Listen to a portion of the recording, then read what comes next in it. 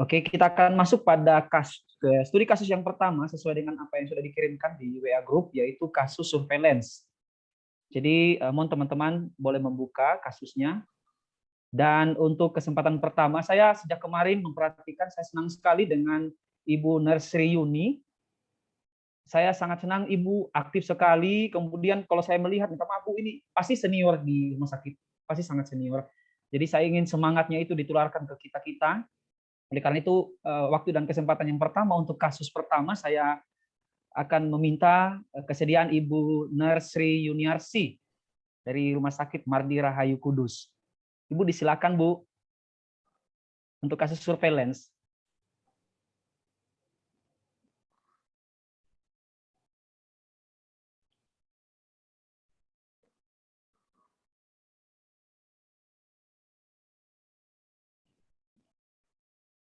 Ya, Bu, sudah siap?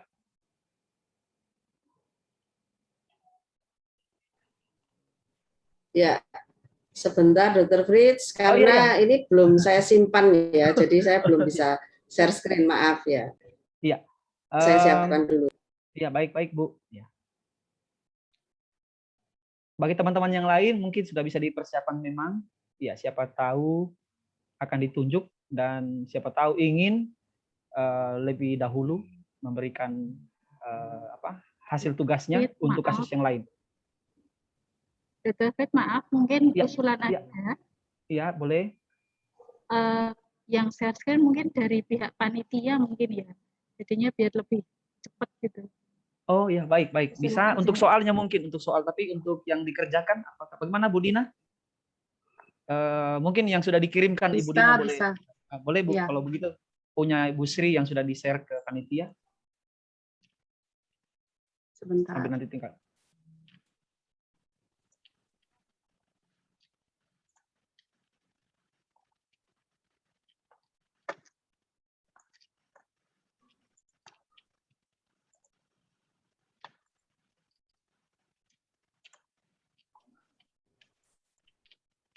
Yang ini, Bu.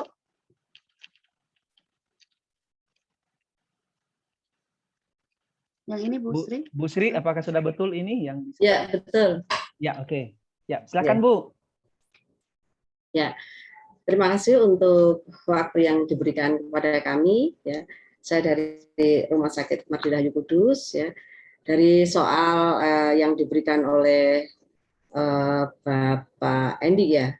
Kemarin saya menyimpulkan untuk studi kasus surveillance dari kasus Nyonya N, ya itu dia terpasang urin kateter, saya memberikan nilai dia terpasang 2 hari, ya.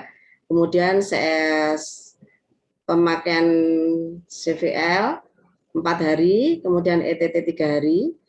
Untuk berikutnya Nyonya B, dia terpasang urin kateter 5 hari, CVL-nya 2 hari, dan ETT-nya 5 hari. Kemudian Nyonya C, urin kateternya 4 hari, CVL 3 hari, dan ISK 4 hari. Nyonya E, urin kateter 4 hari, CVL-nya 6 hari, dan ETT 5 hari. Untuk Nyonya N terjadi kasus kejadian VAP dengan mikroorganisme MRSA, dan untuk Nyonya B itu terjadi ISK dengan mikroorganisme yang ditemukan E. coli dan Staphylococcus epidermidis. Nyonya C juga terjadi kasus klapsi ya pada mikroorganisme yang ditemukan E. coli dan Staphylococcus epidermidis, dan Nyonya E ISK ya, terjadi ISK dengan mikroorganisme yang ditemukan Staphylococcus epidermidis dan Staphylococcus aureus ya. Jadi ketika kita sudah hitung untuk urin kateter itu terpasang dari 4 pasien itu 15 hari dan CVL 15 hari, ETT 17 hari. ISK yang kita temukan ada 2 kasus dari 15 hari pemasangan. Jadi kita hitung 2 per 15 kali 1000 Kemudian untuk klapsi ada 1 kasus, ya jadi kita hitung 1 per 15 hari,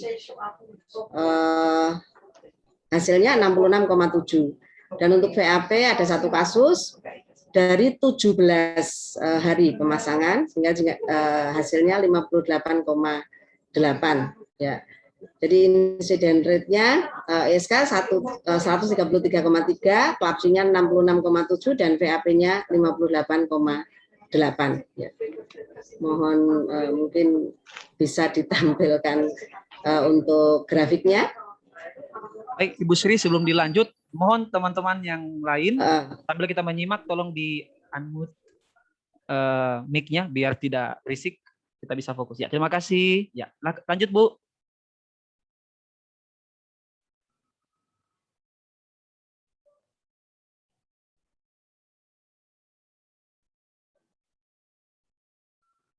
Yang ini Bu Sri betul?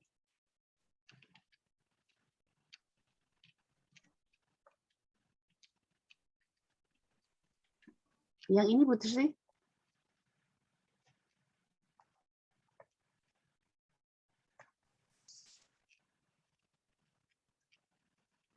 Ya di unmute ya. Maaf ya.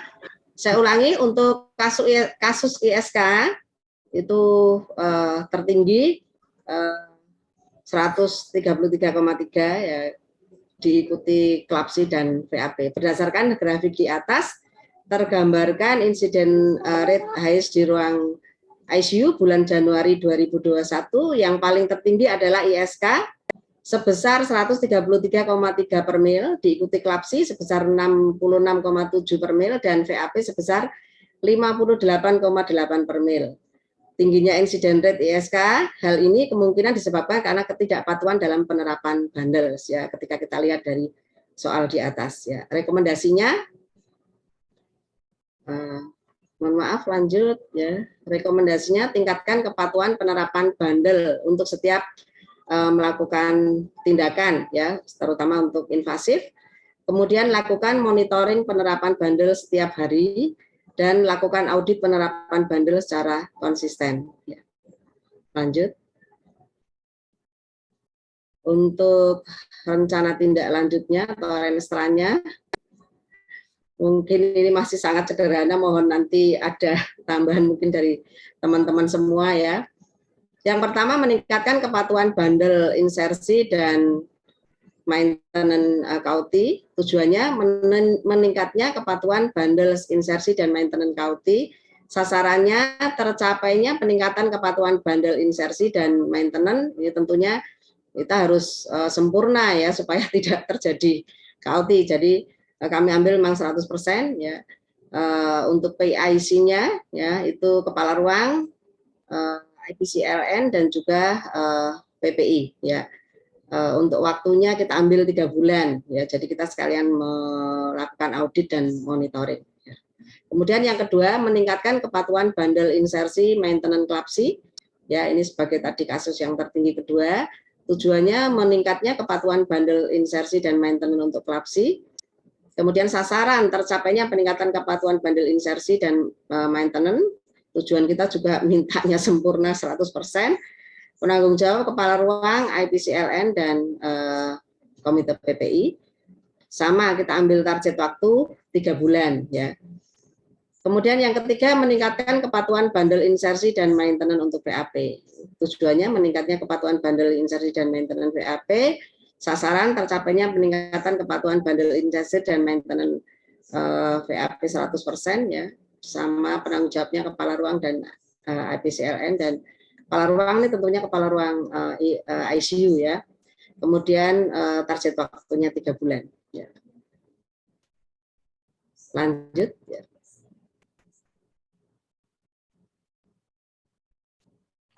Ya. Yang IKRA Bu. Ya untuk IKRA ini untuk sheet yang berikutnya mohon dibuka. Ya. Untuk IKRA HAES ya dari soal yang diberikan oleh Ibu Novi kemarin ya. Jadi untuk CABG probability-nya kita berikan nilai 5, untuk impact-nya kita berikan nilai 5 dan untuk sistemnya kita berikan nilai 3. Jadi 5 kali 5, 25 kali 3, 75 ya. Kemudian untuk kasus seksio cesaria itu ada 6 ya. Untuk probability-nya kita berikan nilai 4. Kemudian untuk impact-nya kita berikan nilai 3 dan untuk sistemnya kita berikan nilai 5. Jadi 15 kali 5 ya. Maaf, 4 kali 3 12 ya. 12 kali 5 60 ya, betul. Kemudian untuk appendektomi untuk probability-nya kita berikan nilai 4, kemudian untuk impact-nya kita berikan nilai 3 dan untuk sistemnya kita berikan nilai 5. Ini sama juga totalnya 60. Untuk ORIF untuk probability-nya kita ambil nilai 2 dan impact-nya kita berikan nilai 3. Untuk sistemnya kita berikan nilai 1 ya, jadi 6 ya. Lanjut. Ya, ini prioritas rencana dan rencana tidak lanjut ya. Untuk kita sudah prioritaskan CABG menjadi prioritas pertama, kemudian seksio cesaria, kemudian appendektomi dan ORIF. Kenapa kita ambil seksio? Mungkin karena kita berpikirnya resiko seksio dengan APP lebih berat seksio ya, jadi lebih untuk dampaknya lebih berat seksio, jadi menjadi prioritas yang kedua. Ya, lanjut.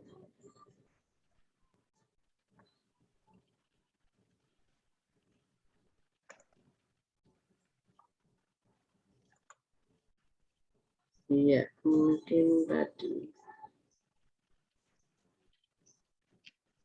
Ya, untuk Renstra-nya ya masalahnya memang rendahnya kepatuhan kebersihan tangan di ruang ICU ya. Jadi dari beberapa tindakan perawat itu banyak yang tidak melakukan kebersihan tangan ya. Jadi tujuannya tercapainya kepatuhan kebersihan tangan menjadi 85% dalam 1 tahun. Mungkin target kita memang kalau 100% kayaknya agak berat ya. Jadi paling enggak meningkatlah menjadi 85% ya. Dari hasil yang ada itu kan sangat rendah ya. Intervensinya memberikan edukasi ulang, kemudian menyediakan sarana kebersihan tangan karena tadi dari masalah yang ada itu memang kadang-kadang sarana kebersihan tangan itu sering kosong ya. Kemudian melakukan audit kepatuhan, kemudian mendesiminasikan hasil audit kebersihan tangan. Ya, jadi ini juga sebagai satu evaluasi untuk ruangan. Apabila ruangan tersebut memang untuk kepatuhannya memang sangat rendah, kita harus selalu lakukan edukasi ulang. Ya, penanggung jawabnya Komite PPI, waktunya 1 bulan. Kalau di tempat kami kita memang sudah melakukan 1 bulan evaluasi ya, jadi mana yang kurang pada saat rapat kita sampaikan ya, terutama karena pada saat rapat kita bertemu dengan semua kepala ruang ya. Kemudian untuk hasilnya tertutup ini ya.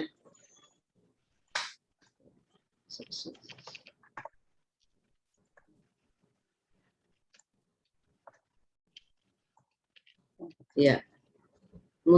Untuk hasilnya kepatuhan kebersihan tangan tercapai 85% ya. Kemudian yang kedua rendahnya kepatuhan penerapan bandel IDO ya. Nah, tadi ada beberapa tindakan yang tidak ada SPO, kemudian juga banyak yang tidak dilakukan sesuai dengan ketentuan, misalnya tadi untuk memperhatikan bandelnya ya dari insersi maupun dari maintenance ya, tujuannya untuk tercapainya kepatuhan penerapan bandel IDO menjadi 100% dalam 1 tahun ya. Kalau targetnya jelas harus sempurna 100% ya supaya tidak terjadi IDO. Untuk intervensinya kita melakukan edukasi ulang untuk kemudian melakukan audit kepatuhan bandel IDO, kemudian mendesiminasikan hasil audit kepatuhan bandel IDO ya. Penanggung jawab Komite PPI, waktunya kita buat 1 bulan. Tentunya kalau masih ada kekurangan atau mungkin belum tercapai target, ini supaya lebih cepat kita melakukan evaluasi lagi ya. Kemudian kepatuhan audit bandel ini bisa tercapai 100%. Ya. Ya, lanjut.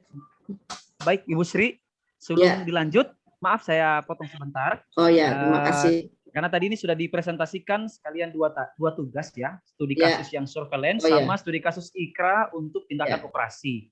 Jadi supaya mungkin lebih mudah kita mengingat, mungkin ada beberapa teman-teman atau siapa saja yang mau menanggapi atau memberikan masukan seperti apa presentasi tugas yang sudah disampaikan oleh Nursery mulai dari kasus surveillance tadi.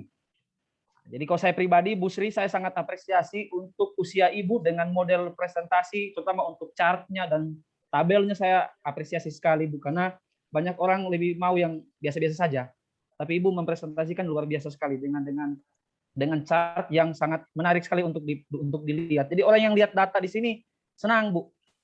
Jadi direkturnya kalau terima laporan seperti ini pasti senang sekali, karena cantik lah seperti itu. Ya, terima kasih, itu mungkin pendapat dari saya. Untuk yang lain-lain, bagi saya hampir saya juga sempat kerjakan ini dan sama untuk angkanya juga rekomendasinya, tapi memang rekomendasi saya cuma lebih banyak fokusnya pada ISK tadinya, karena ISK yang paling tinggi, jadi saya lebih fokus target itu dulu yang saya akan kejar dalam 2 bulan ke depan.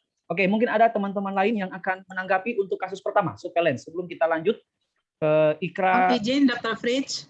Ya, Ibu Kosti mungkin akan berikan masukan, silakan Bu. Baik, terima kasih. Saya sangat setuju dengan Dr. Fritz bahwa paparannya Bu Sri ini udah bagus ya. Namun ada perlu kita perhatikan. Tadi dikatakan tingginya insiden rate ISK kemungkinan disebabkan karena ketidakpatuhan penerapan bundles. Yang mana? Jadi kita harus ke pokok permasalahan. Karena penerapan bundles itu ada bundles insersi ataupun bundle maintenance. Jadi dalam kasus ini apakah ada diceritakan yang mana yang tidak patuh, sehingga ketika kita merekomendasikan tingkatkan kepatuhan apa yang mau kita tingkatkan. Kalau kita lihat di sini, ini komanya ini apa ini di ESK ini? Apakah di kasus dikasih tahu dia tidak patuh di mana gitu? Di mananya?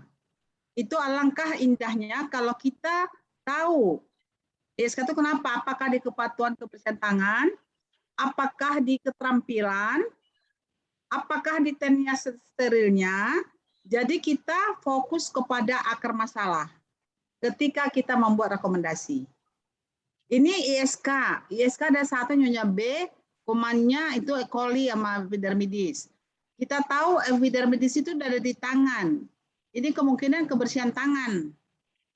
Ya, E. coli ini mungkin kita tahu E. coli juga ada di mana di saluran itu ya, dia ada di khusus kan. Jadi mungkin kebersihannya juga yang belum.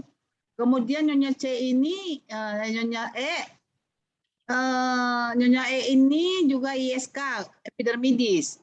Jadi kalau saya melihat ke pola mikroorganisme, kemungkinan ini kepatuhan kebersihan tangannya masih rendah. Itu. Ya. Jadi sehingga nanti ketika kita membuat, boleh ke bawah dulu? Naik lagi. Jadi tadi dikatakan naik lagi yang ini. Interpretasi dikatakan bahwa ISK ini yang paling tinggi ya, 133 per mil. Artinya 133 kasus per 1000 hari pemakaian alat. Ya, jadi kalau ini kenapa ini tinggi? Kira-kira apa?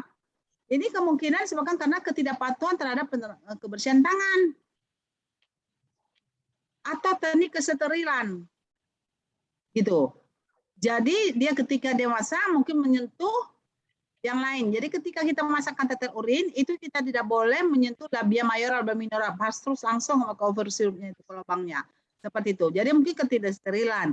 Jadi ini yang harus diuraikan lebih pas lagi, sehingga nanti ketika melakukan rekomendasi, tingkatkan kepatuhan terhadap bandar kebersihan tangan. Gitu ya. Gitu. Jadi nanti itu aja yang dilakukan. Kemudian lakukan monitoring penerapan bandas, boleh lakukan audit. Nah, jadi audit penerapan bandas. Jadi yang mana?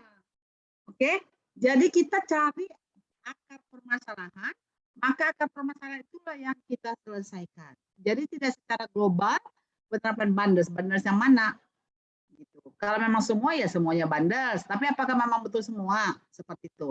Jadi kita lihat nanti kasus per kasus pasien itu. Jadi disinilah perannya seorang IPCN, dia datang ke ruangan, dia melihat kondisi pasien, ya. Mungkin ketika menerapkan memasang impos, mungkin kita tidak selalu melihat, tetapi ketika di maintenance kita melihat seperti itu. Jadi kadang-kala memang kita ada kehilangan momen di mana pada saat mereka memasang kita tidak ada. Makanya kita usahakan kalau bisa kita sehari-hari datang ke pasien, kita lihat kira-kira mana yang akan dipasang kateter, mana yang tidak gitu. Artinya kita mungkin memang tidak 100%, tapi paling tidak itu sudah mewakili. Begitu Bu Sri, ya. Jadi fokus kepada akar permasalahan. Terima kasih. Ya, terima kasih Bu Kosti ya Terima kasih, untuk masukannya. Ya, makasih banyak Bu Kosti. Betul, Sama-sama, saya juga Pak Dr. Fritz. bahkan saya pribadi juga tidak sampai analisaku di masalah pola kuman. Jadi ini masukan yang sangat baik bagi semua IPCLN, termasuk juga saya sebagai dokter di PCO untuk mengetahui analisa kuman. Karena kita semua fokus pada kasus, karena di kasus memang cuma angka Bu yang ada. Angka dan kuman apa di kasusnya. Tapi ini suatu analisa yang baik, yang luar biasa sekali. Memang pengalamannya tidak bisa mendustai untuk kemampuan menganalisa. Terima kasih Bu Kosti untuk masukannya yang luar biasa. Oke, kita masuk pada mungkin masih ada, kalau masih ada sebelum kita lanjut ke kasus ikra pemakaian alat, ikra operasi yang sudah dipaparkan tadi, mungkin ada teman-teman yang akan menanggapi lagi, akan memberikan tambahan atau masukan, atau sudah pas? Saya rasa memang sudah sangat pas sekali. Ya, ada Ibu Sri. Coba untuk Silakan Bu Sri, silakan. ya, untuk kasus pertama tadi setuju ya kalau ISK memang menjadi angka insiden rate tertinggi di rumah sakit di ICU RSC CKS. Nah, memang benar seperti penjelasan Ibu Kosti, kan kalau interpretasi itu harus menjelaskan apa, di mana, dan kapan. Kemudian yang tertinggi apa, nilainya berapa. Dan kita juga menyebutkan kemungkinan penyebab dari tingginya angka insiden rate di rumah sakit yang kita surveillance ya. Jadi saya membuat ada 6 dari cerita yang di kasus ya, karena ada yang kasus tentang HIS di RSC CKS itu kan ISK-nya dibilang belum ada SPO bandel ISK. Jadi itu juga bisa menyebabkan kurangnya pengetahuan mungkin dari staf kita dalam SPO bandel, sehingga mereka banyak mengabaikan hal-hal penting ya kan. Bandel itu kan intervensi keperawatan yang berbasis bukti sahih ya, jadi benar-benar itu nggak boleh ditinggalkan atau nggak boleh dilewatkan, itu harus dikerjakan.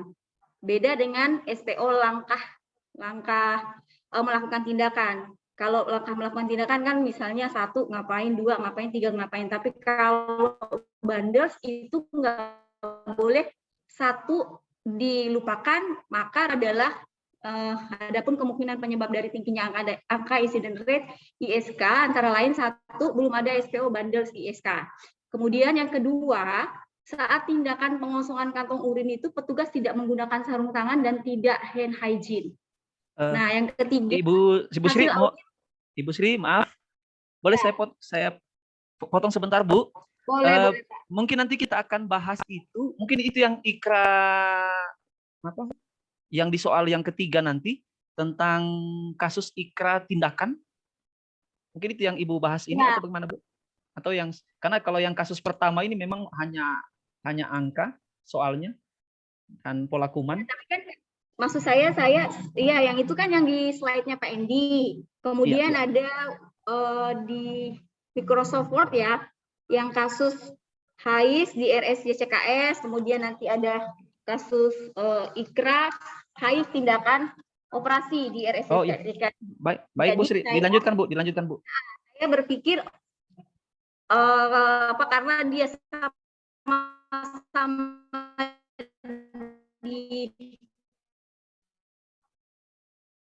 memang ini 2021 di situ dibilangnya tidak disebutkan 2020 sih ya. Kalau yang, nah saya nggak tahu apakah saya yang salah ya. Jadi saya mengambil ininya dari kasus HAIS yang di RS yang satu materi lagi. Jadi saya hubungkan di situ.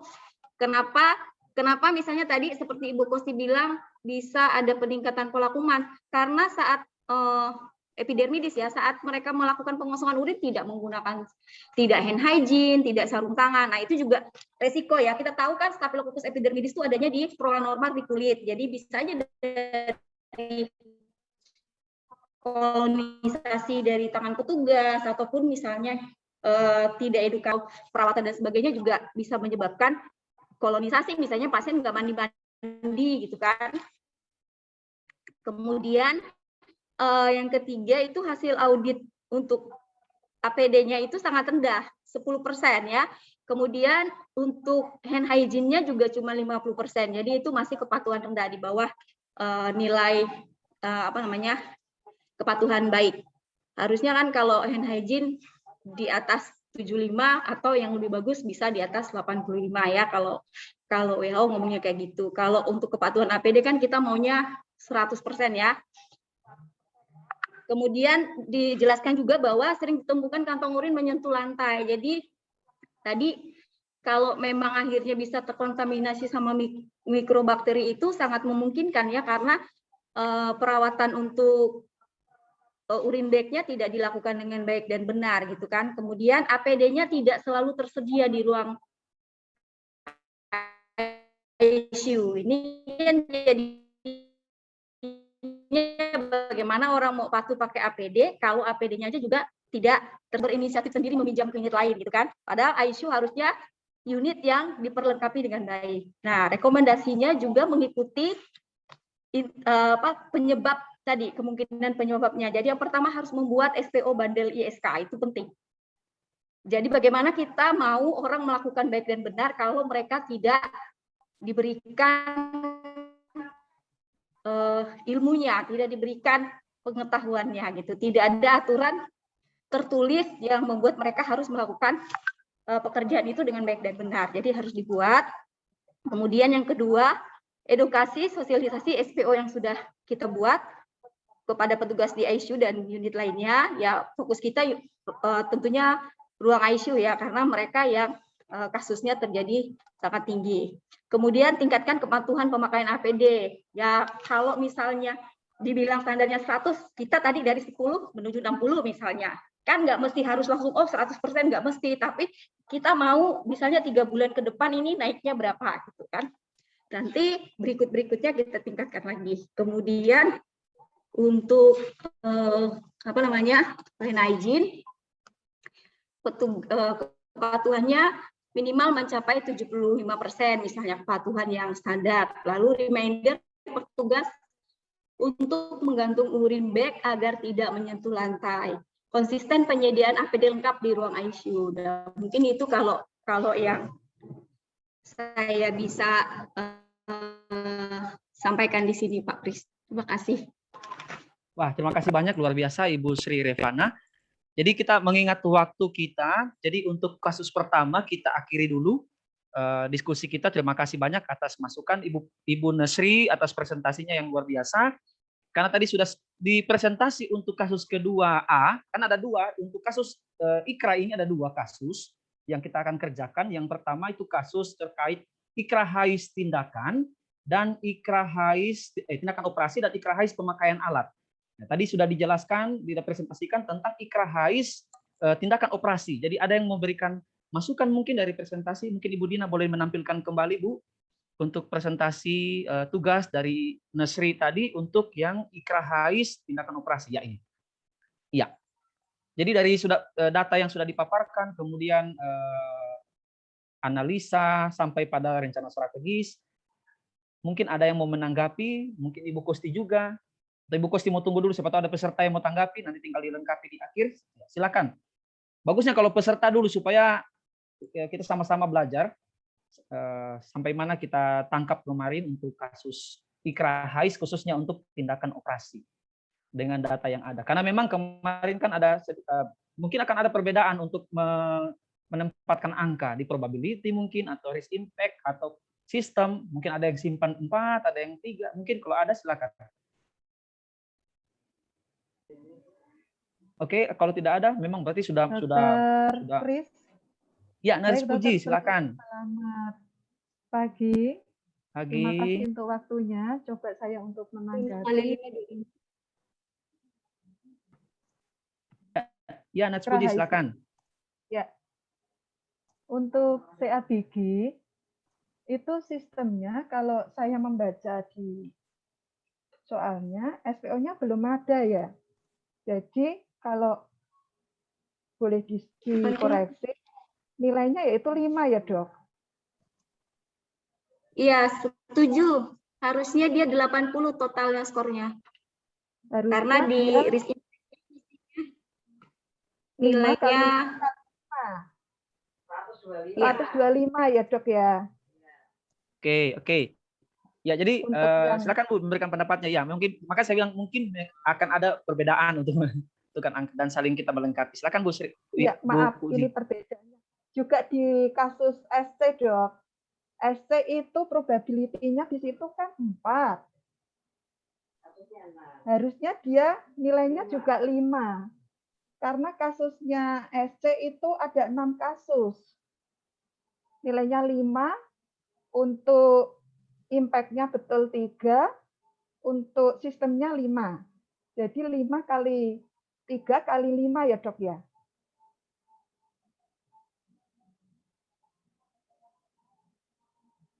Jadi nilainya 75 ya. Terus untuk kasus APP itu probability-nya juga ada 6 kasus. Jadi tentunya nilainya 5 juga probability-nya. 5 kali 3 kali 5, 75. Sedangkan untuk ORIP itu sudah ada SPO-nya, kondisinya pasien bagus.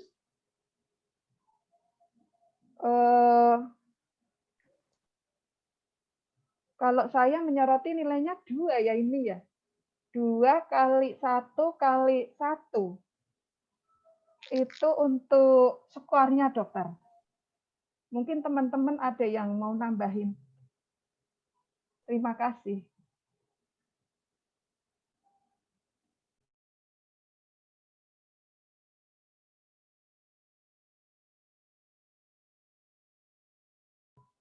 Dokter Pris, mohon maaf suaranya nggak dengar, Dok. Oh, maaf saya mute. Jadi memang kalau kita lihat di dalam materi kita kemarin, kalau kasus 4 sampai dengan 6 kali per tahun itu probability-nya 4. Di atas 6 sampai 12 baru itu yang 5. 5. Iya, oke. Kemudian saya bacakan saja supaya kita boleh refresh lagi. Untuk yang Dampak itu dampak, nilai memang pada materi kita itu ada nilai 0 sampai dengan 4. Nah, jadi kita sesuaikan saja karena memang dalam presentasi ini dia pakai angka 1 sampai angka 5. Nah, jadi itu yang agak beda. Karena dalam tabel ini itu Berbeda angka 1 dengan sampai 5. Betul. Jadi kita tinggal sesuaikan saja menurut saya. Jadi tidak dipermasalahkan. Kalau untuk CABG tadi umpama Ibu Sri itu kan bilangnya 5 ya. Jadi 5 kalau di materi kita kemarin berarti itu nilainya 4. Di mana ada kematian yang tidak berhubungan dengan pajanan penyakit. Iya betul. Jadi saya pikir kita sudah paham untuk ini karena memang dalam menentukan itu kita patokannya pada nilai-nilai yang sudah ada dalam deskripsi ya, tingkat risiko, deskripsi dan dampak sesuai dengan materi yang ada. Oke, terima kasih Nurse Puji atas masukannya. Iya. Terima kasih, Dokter. Sama-sama. Iya. Bu Kosti mau menanggapi, Bu? Baik, terima Karena kita kasih juga Dr. akan lanjut Fritz. lagi. Ya. Terima kasih Dr. Fritz. Jadi Ya, silakan Bu. untuk IKRA ini tadi ada bilang 0, 1, 2, 3, 4. Itu tidak harga mati. Dokter mau mulai 1, 2, 3, 4, 5 semua 1, 2, 3, 4, 5 no problem. Ya, itu tidak harga mati. Karena ada beberapa yang literatur 0, 1, 2, 5 sampai 5, 0 dari 1 sampai 5 nggak apa-apa. Ya. Kemudian ketika kita menentukan ini probability-nya berapa, dampaknya berapa, itu kita harus bersama-sama. Tidak sendiri. Jadi ini komite PPI ini duduk bersama. Misalnya, Dr. Fris mau berapa? Saya mau 4. Pak Puji berapa? Saya 5. Revana, saya 5. Oh iya, saya juga 5. Ambil suara terbanyak. Ya, jadi tidak perlu itu sampai menjadi perdebatan. Ketika melakukan ikra ini kan ikra ini kan hanya kajian resiko, yang mana mulai memprioritaskan seperti apa, seperti itu, ya. Jadi ada hal-hal yang tidak perlu terlalu kita tidak terlalu prinsip, ya. Jadi ketika melakukan ini ikra ini adalah kita bersama-sama. Kita mau mana? Jadi ketika kita mau ambil IDO untuk ikra HAIS, IDO dengan pemakaian alat itu harus terpisah. Kami awalnya dulu digabung. Ternyata bukan digabung, harus terpisah. Kenapa? Ketika kita mengambil IDO yang mana? Jadi jangan semua dilakukan surveillance IDO. Ambil yang paling sering terjadi, yang paling bermasalah, yang sangat paling krusial gitu. Makanya kita buatkan ikra kajian risiko seperti itu. Tapi saat ini di Indonesia ini yang paling banyak bermasalah adalah SC dengan APP. Makanya kami dari Pokja Nasional hanya masih mengharapkan bagaimana APP sama SC itu ada data di Indonesia. Karena semua rumah sakit umum itu punya. Kalau yang lain-lain itu saya bagikan rumah sakit khusus seperti itu. Tetapi itu adalah perwakilan daripada untuk investasi dan operasi seperti itu. Itu aja masukannya Dr. Fris. Terima kasih. Baik, terima kasih banyak Bu Kosti atas masukannya. Jadi memang kita kembali ke kebijakan masing-masing. Karena tentu juga menentukan adalah kebijakan kita mau pakai angka yang mana, DP dasarnya apa untuk menentukan angka-angka ini. Terima kasih. Kita akan lanjut karena ini waktu kita semakin mepet ke kasus yang tugas yang kedua bagian B untuk tugas HAIS pemakaian alat. Ya, silakan ada yang mau untuk menyampaikan presentasinya. Sebelum saya tunjuk, mungkin ada yang sudah siap untuk pemakaian alat. Tadi sudah sempat disinggung juga sedikit oleh Ibu Nersri ya, mengenai kasus itu. Ya, yang mana kasus, kan ada 2 kasus yang dikirim ke kita. Ya, yang VAP, ISK, IADP, sama plebitis. Silakan kalau ada yang sudah siap, supaya Ibu Dina sudah bisa siapkan materi untuk di-share ke kita. Kalau tidak, saya mau tunjuk. Oke, kalau begitu saya tunjuk saja. Oke, kalau next sudah. Kalau Ibu Mela Delviana ada tergabung bersama dengan kita. Ibu Mela Delviana. Tidak ada. Ibu Sipora Ira ada tergabung bersama kita.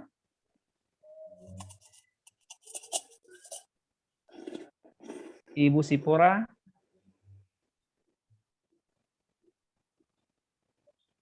Tidak. Oke, ada yang di sini yang siap? Saya mau tunjuk lagi Nurse Puji tadi sudah aktif, tapi karena kita menunggu, daripada menunggu waktu kita sempit. Nurse Puji Astuti, jika materinya siap, Bu, saya silakan.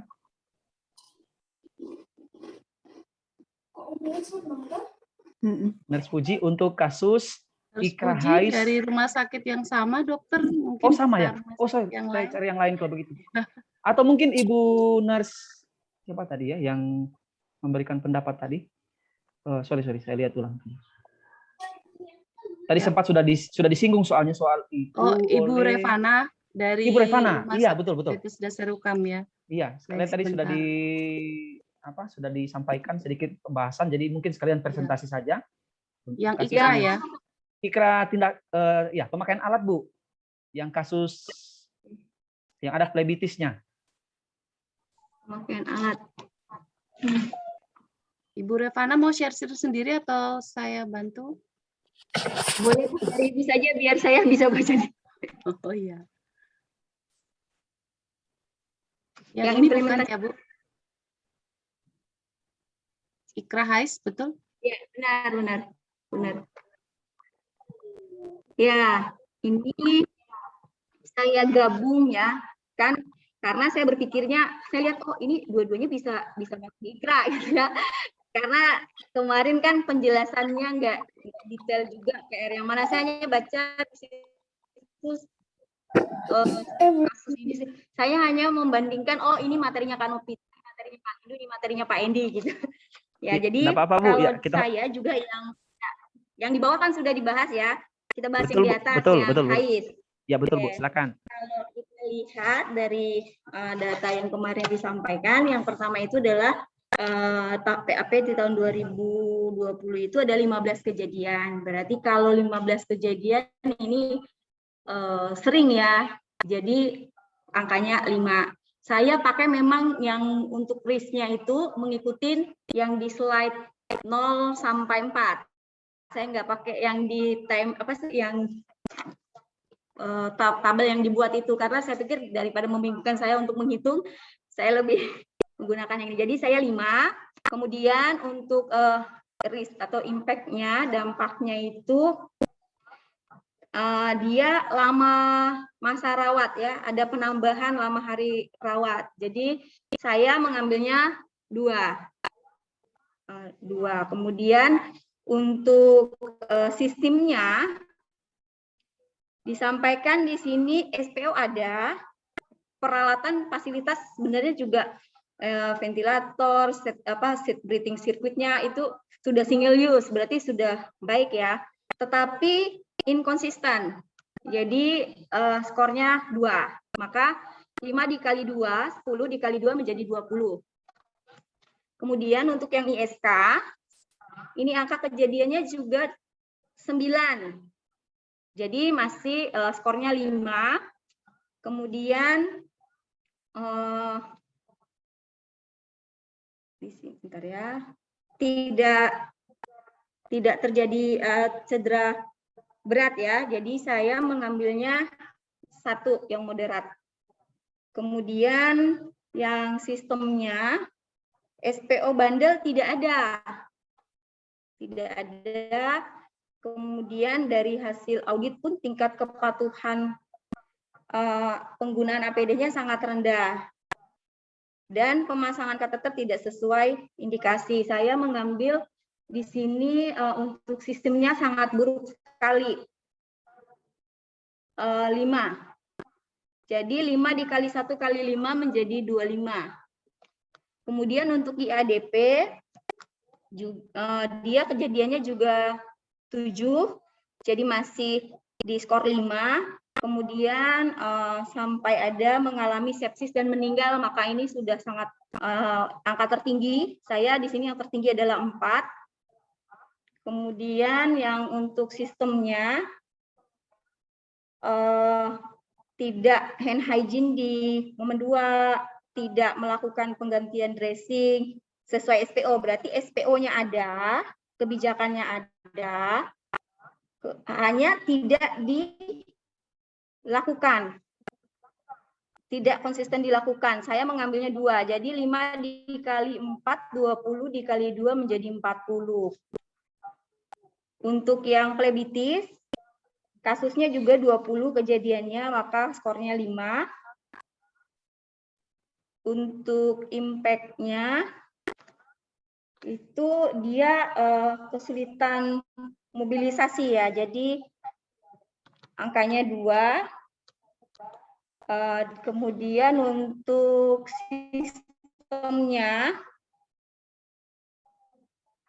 karena tidak hand hygiene, tidak antiseptik, saya sini bahkan tidak dijelaskan apakah ada SPO bandel atau tidak ya, saya mengambilnya, dia hanya tidak melakukan hand hygiene. Sebenarnya mungkin sudah ada, ini saya 2 di sini ya, 2. Jadi 5 dikali 2, 10 dikali 2, 20. Nah, dari skor yang sudah kita tampilkan, maka yang paling memang menjadi skor tertinggi adalah IADP, dan itu sudah ada kasus. Nah, untuk prioritas rencana tindak lanjutnya, maka yang paling tertinggi adalah untuk Ikra Hais itu IADP. Bu Dina, mohon di-scroll ke Kemudian bawah, Bu. untuk ya. Berarti kalau untuk Haisnya nomor satunya IADP, fokus kegiatan kita adalah untuk menurunkan angka insiden rate IADP, jangan sampai ada terulang lagi kasus yang ya saya memang akhirnya karena saya mengambil dua begini, jadi saya yang paling tinggi adalah CABG. Sudah gabung berarti. Cuman kalau Ya. memang kita, ya karena saya gabung, tapi kalau dipisah pun berarti yang tertinggi adalah IADP ya, karena skornya 40 ya tadi. Lalu yang nomor 2 adalah ISK, baru yang ketiga VAP, yang terakhir plebitis. Kenapa walaupun sama angka, kenapa tidak plebitis duluan? Kenapa PAP? Karena memang risiko PAP kalau tidak ditangani benar, dia juga bisa menyebabkan kejadian yang tidak diharapkan ya. Misalnya bisa pneumonia berat, sepsis sehingga bisa meninggal juga kalau tidak segera ditangani. Nah, untuk yang ya sampai plan of action. Cuman saya bahas plan of action sesuai dengan yang saya munculkan. Jadi kalau kita bahas IADP juga bisa, jadi nomor 1 fokus kegiatannya adalah untuk menurunkan insiden rate IADP, skornya 40, prioritas pertama. Tujuannya adalah menurunkan insiden rate IADP di rumah sakit YCKS. Sasarannya tercapainya insiden rate IADP misalkan dari tadi kasusnya itu kalau saya BG kan tadi 12. Nah, kalau IADP itu kasusnya adalah 18 per mil, misalnya mau targetnya berapa? Apakah mau targetnya jadi 10 per mil, apakah targetnya mau 5 per mil? Nah, itu kita yang menentukan kita mau mengukurnya sampai di mana, kemampuan sesuai dengan kemampuan yang mau kita kerjakan. Karena kalau saya suka begitu, daripada saya muluk-muluk tapi dalam waktu saya tentukan itu tidak bisa berjalan dengan baik, karena kan kita harus banyak yang kita kerjakan, mungkin harus reedukasi ulang ke teman-teman kita ya. Jadi untuk IADP ini SPO sudah ada, berarti setelah sasarannya tadi tercapai insiden rate IADP misalnya dari 18 per mil menjadi 10 per mil misalnya gitu ya. Strateginya apa? Yang pertama pasti melakukan edukasi dan sosialisasi ulang tentang SPO bandel IADP, karena SPO-nya sebenarnya tingkat kepatuhan dari petugasnya yang tidak konsisten. Lalu melakukan misalnya surveillance dan audit tentang kepatuhan bandel IADP. PIC-nya siapa? Komite PPI, KARU, IPCLN. Waktu ya kita juga yang untuk paling nggak 3 bulan lah ya. Kalau 1 bulan rasanya terlalu mempersir diri. Kalau 3 bulan itu kita lebih bisa mengukur juga bulan ini bulan depan bagaimana, bulan kedua bagaimana, bulan ketiga bagaimana. Nah, hasil yang diharapkan berarti dokumen pelaksanaan edukasi gitu ya. Terus ada surveillance dari IADP yang mencapai sesuai target kita, mau 5% per mil, mau 10 per mil. Dan audit kepatuhan penerapan bandelnya kita mau misalnya berapa persen, mau 100%, mau 80% kita tentukan. Ya mungkin itu ya Pak Pris. Baik, terima kasih untuk Bu Sri Revana. Mungkin kalau untuk kita mau diskusikan mengenai angka, saya pikir yang penting kita sudah paham untuk menentukan angka-angka itu dengan ya kebijakan kita masing-masing, dan saya pikir tidak perlu kita diskusikan lagi yang masalah itu. Dan karena waktu kita tinggal 4 menit menuju jam 11 atau jam 12 di sini, saya minta kesepakatan dengan panitia apakah kita akan lanjut, karena di tugas ketiga audit bundles itu ada 3 kasus di situ. Kalau memang kita akan lanjutkan, mungkin 1 kasus saja kita akan presentasi, masih ada 4 menit, cepat-cepat. Siapa yang sudah siap, boleh langsung. Mungkin kasus pertama saja. Silakan. Kasus pertama saja mungkin, karena ada waktu kita tinggal 3 menit soalnya ini. Kalau Ibu Rode, Ibu Rode Frida, siap Bu? Ya silakan Bu. Waktunya kita manfaatkan baik-baik karena tinggal 3 menit. Mungkin kasus pertama saja Bu untuk audit Pandos.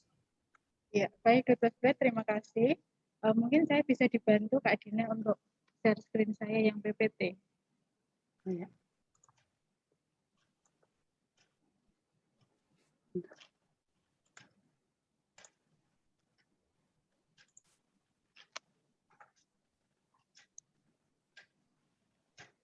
Yang halaman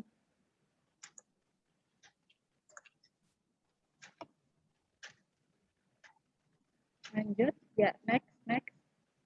Ini tadi sudah dibahas, sudah. Ini juga sudah. Ikra tadi sudah, HIS-nya sudah. Halaman berapa, Bu? Halaman berapa ya, Bu? Sebelumnya. Oh, yang berarti saya tutup dulu ya, Bu, sebentar.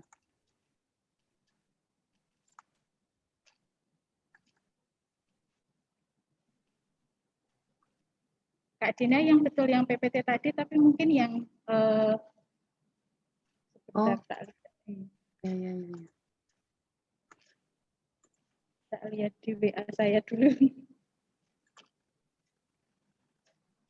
Di sini, Bu, dari sini. Yang mana? Lagi. 5 lagi. Setelah HIS ya. Audit ini kebersihan tangan? Ya, betul. Oh, ini. Ya, mengenai audit kebersihan tangan. Ya, terima kasih untuk semuanya. Terima kasih untuk waktu yang diberikan Dr. Fred pada saya. Saya akan mencoba untuk mempresentasikan hasil audit program. Ini tentang kepatuhan kebersihan APD, audit kebersihan APD. Dari 5 momen itu, saya mendapatkan untuk yang sebelum kontak dengan pasien, itu yang tidak melakukan kebersihan tangan itu ada 6. Terus kemudian untuk sebelum tindakan aseptik itu ada 4. Terus kemudian setelah kontak dengan darah atau cairan tubuh pasien atau sekresi dan ekspresi itu ada 6. Kemudian untuk yang setelah kontak dengan pasien itu ada 5 orang. Kemudian yang untuk kontak dengan lingkungan itu tidak ada sama sekali. Jadinya total itu untuk ianya itu tidak ada. Kemudian tidaknya itu adanya jumlahnya totalnya itu ada 21 orang yang tidak melakukan kebersihan 5 momen. Ya. Lanjut Ibu.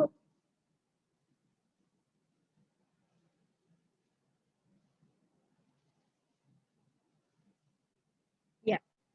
Jadinya untuk total keseluruhan ini saya sudah tuliskan di sini ya. Ini yang untuk APD. Tadi Dr. Fred bilang untuk yang APD aja ya, satu kasus aja ya. Next lagi Kak.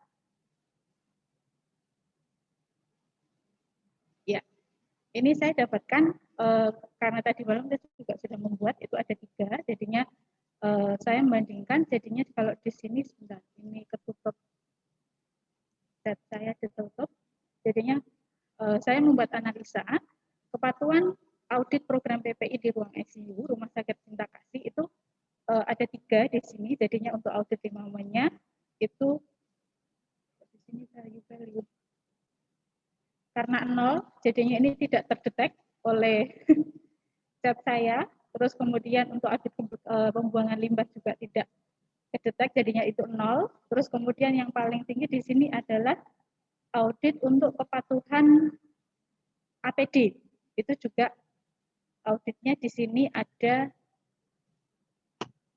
sekitar sebentar lihat juga.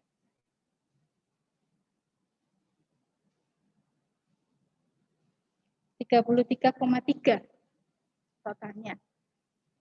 Ya, mungkin bisa dilanjutkan Kak untuk interpretasinya.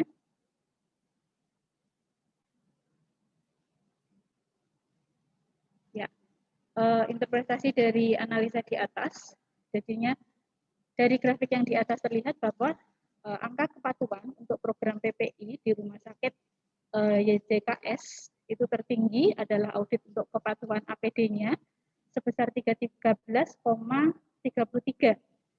Diikuti oleh audit 5 momen itu sebesar 0,0 dan audit untuk pembuangan limbah itu sebesar 0,0 juga. Hal ini mungkin kemungkinan besar disebabkan karena kurangnya pengetahuan terkait di bidang PPI-nya. Jadinya kami membuat rekomendasi satu, melakukan pelatihan secara berkala ya mengenai PPI-nya. Terus kemudian yang kedua, resosialisasi terhadap kepatuhan kebersihan tangan. Terus kemudian kepatuhan pemakaian APD, terus kemudian yang satu lagi kepatuhan tentang pembuangan limbahnya. Lanjut Kak.